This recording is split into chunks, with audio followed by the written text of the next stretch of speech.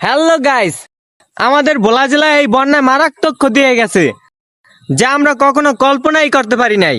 আপনারা দেখে তো অবাক হয়ে যাবেন কিভাবে হলো। দেখুন, চারিধারে ভেঙে চুরমার হয়ে গেল। আপনারা আমার সাথে দেখুন, আরো দুটি জাহাজ তলিয়ে গেছে। চলুন মাঝির কাছে যাই।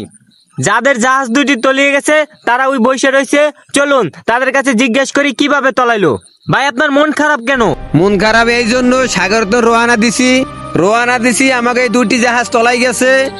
আমরা কন্ট্রোল করতে পারি না, এমন বড় বন্যা আইছে। ঠিক আছে, মাইসি আমাকে উদ্ধার করছে। ভাই, জাহাজের বিষয়ে আপনি কিছু ভাই বলুন। 30 লক্ষ কোটি টাকা হয়েছে এই জাহাজটার দাম। এই জাহাজটা আমাদের তলায় গেছে, এখন আমাদের আর কিছু নাই। এখন আমরা কি করবো, এমন কোনো দিক দিশা পাইতেছি না। চলেন আপনাদের জাহাজটি দেখান। আচ্ছা চলেন ভাই। গাইস, এখনই দেখতে পারবেন যে এই জাহাজ দুটি তলাইছে এবং এই জায়গায় তলাইছে। চলুন দেখে আসি।